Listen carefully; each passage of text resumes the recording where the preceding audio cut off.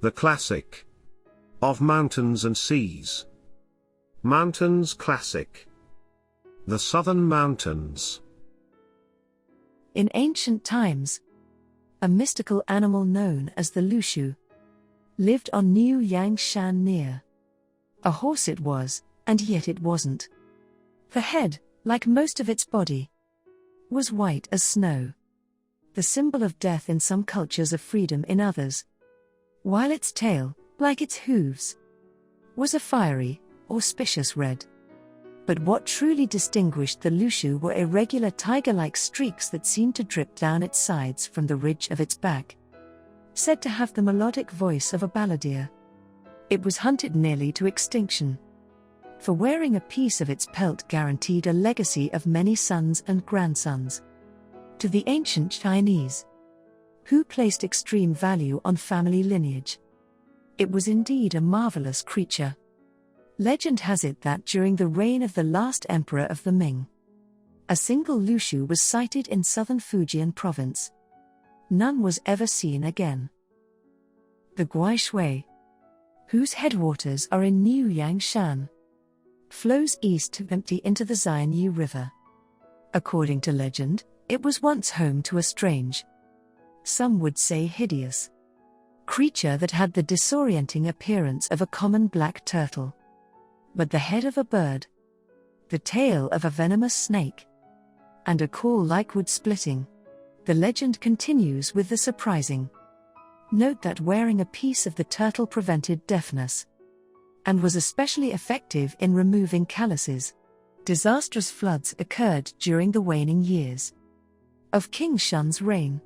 The father of King Wu was ordered to find a way to prevent them, but could think of no means to contain the persistent floodwaters.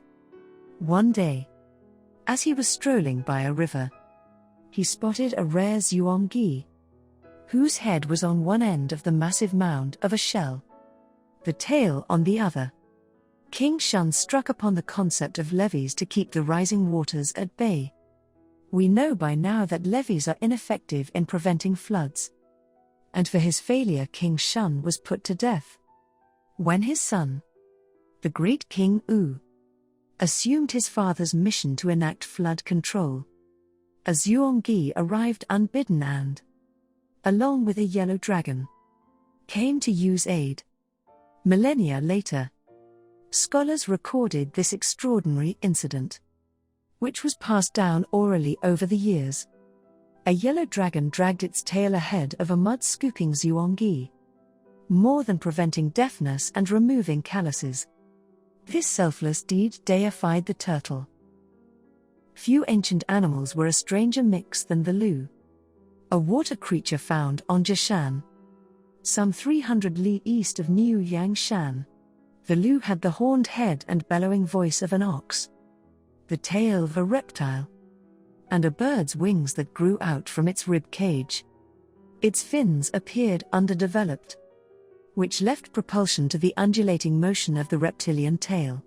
Later generations claimed that the creature had 4 vestigial cloven hooves, though they appear to have been lost. Legend has it that the Lu hibernated through the winter, not awakening from its sleep until summer. Eating its flesh was known to cure swelling and ease the accompanying pain. The Boyi was a bizarre goat-like creature that roamed the ledges of Jishan, 300 li east of Jishan. This sure-footed mountain denizen had 9 tails, 4 ears, and a pair of eyes strangely situated on either side of the backbone. How it negotiated treacherously narrow pathways high on the mountain remains a puzzle. Despite the docile appearance of the Boyi, a portion of its pelt worn at the waist allowed the wearer to gallop fearlessly and confidently through the world. The bravery and ferocity thus attained was in marked contrast to the animal's compliant appearance, a seeming contradiction that immortalized this singular creature. In the skies above Jishan's crags and precipices, over which the Boyi roamed, a peculiar bird called the Chongfu released 3-note screeches as it hurtled through the air. The odd avian resembled a chicken, but one with 3 heads, 3 pairs of eyes, 3 pairs of legs, and 3 wings. Unlike a bird's, its single tail curved, functioning as a counterbalance to its forward-leaning body. There is evidence that the body, with its trinity of physical features, was at the core of religious beliefs of an ancient race of people. Local residents who were willing to brave the dangers of climbing Jishan hunted the Chongfu for a medicinal stimulant found in its flesh that lessened or even eliminated the desire and the need to sleep. Deep in the bowels of Qingqiushan, another 300 li east of Jishan, lived the fabled Dou Wei Hu. It looked like an ordinary fox but sported 9 extravagant tails. Its call of a whimpering infant could be fatally deceptive, for this animal was a man-eater. When the tables were turned and the eater became the eaten, the meat was prized for medicinal properties that inhibited the effects of toxic insect bites and, it was believed, prevented evil spirits from possessing the eater's body, in much the same way that later generations of Taoists employed magic talismans and charms. Folklore proclaimed that any person who sighted a pristine white, 9-tailed fox would ascend the throne. According to legend, when the great Wu was out for a stroll on Tushan, he actually spotted a white 9-tailed fox, and in fact became king. Depictions of the creature appeared on ceramics from the Western Zhou period, and later joined toads and 3-legged crows in images of the Queen Mother of the West. From uncanny animal to propitious symbol, it gained immortality through ascetic practices and was consecrated to live on the magical Kunlun Shan. A fish called the shiru populated the clear waters of the Ying River, which started its southward flow on Qingqiushan and emptied into the Jiyi marshland. It swam just below the surface. Its trim, shiny body and a multitude of elongated, almost feathery fins barely visible behind a head on which the face of a beautiful woman attracted fishermen and voyeurs alike. For some, the effect was spoiled by the harsh quack of a mandarin duck. When it was taken out of the water, its face returned to its fishy origins. Gills appeared on the cheeks, and once shiny scales lost their luster, the shiru's disagreeable taste was compensated for by its power to cure scabies. The Zhu bird lived somewhere northwest of current-day Changde, in Hubei province, on Guishan, closely resembling a sparrow hawk. The Zhu had human hands and slender fingers in place of talons. All day long its call of zhu zhu zhu filled the sky, as if it were calling out to itself.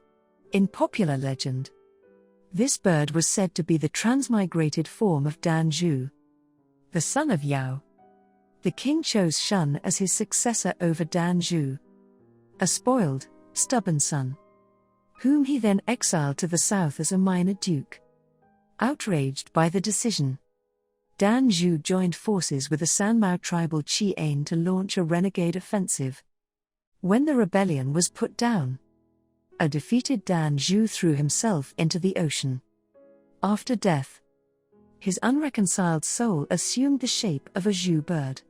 Wherever this odd bird appeared, local virtuous officials were sent away, some into exile, with all the noblemen absent. Petty men ran rampant. Some have called this Dan Zhu's revenge. Traveling some 450 li southeast of Guishan, one reached Qingqiushan. Another mountain, Yaoguangshan, stood 340 li due south and was home to a curious creature known as the Wawai. It had the body of a tree-dwelling mammal and was covered from head to toe with pig bristles that were braided and festooned with foraged gemstones. Spending most of its life in a cave, where it hibernated in winter.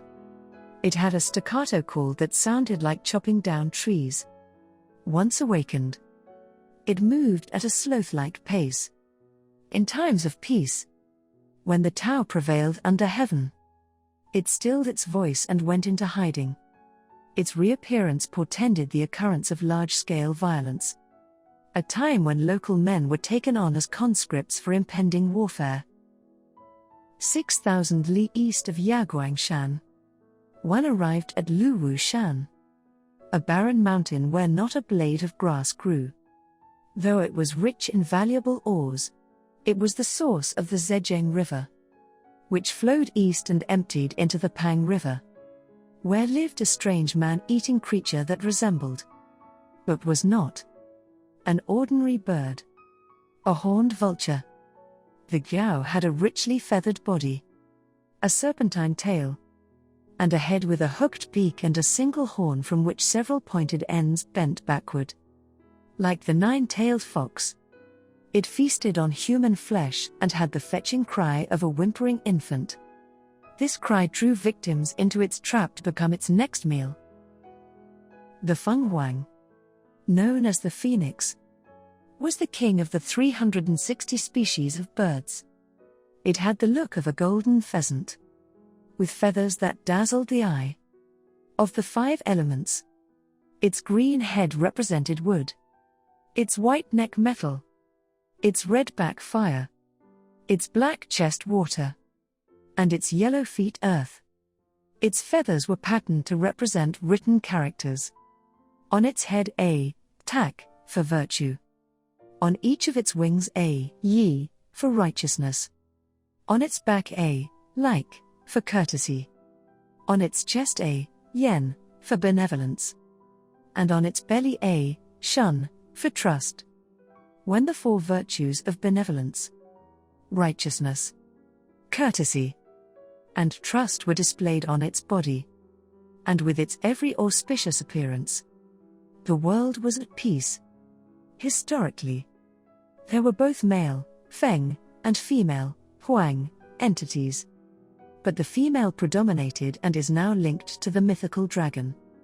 No wonder it is considered the most important bird in Chinese civilization.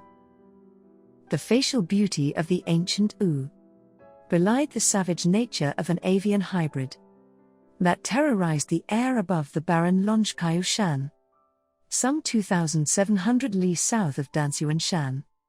Unquenchable fires made the mountain inhospitable for land dwellers. The Yu's form closely resembled that of a ferocious owl of legend that killed and would eat its own mother. 2 sets of eyes and human ears drew the gaze away from 3 menacing feet with razor-sharp claws. Whenever it appeared in the sky with its distinctive oo-oo-oo call, as if naming itself, droughts were sure to follow. In the 20th year of the reign of the Ming Wanli Emperor, it is said, one of these birds, 2 feet or more in height, was sighted above the Shening Monastery in Yuzhang. As feared, a severe drought baked the land for the whole summer, leaving a harvest of parched stalks and dead seeds. Dragons have assumed many animal forms over the millennia, residing in mountains and streams. They have been deified and occasionally demonized, though they are widely revered as providers of protection and symbols of plenty in China. Those that lived in one of 3 mystical ranges of the southern mountains roamed, an area containing 14 mountains that stretched 6,500 li, from Lushan all the way to Nanli Shan, unlike denizens of the other 2 ranges, which had dragon heads atop bird bodies or bird heads on dragon bodies. These mountain gods had footed serpentine bodies and faces of a somewhat hideous nature. Worship of the human-faced dragons required the sacrifice of a white dog and an offering of the finest polished rice. Thank you so much for watching. I really appreciate all your support. If you liked my content, don't forget to subscribe, comment, like, and share this video. Thanks a lot.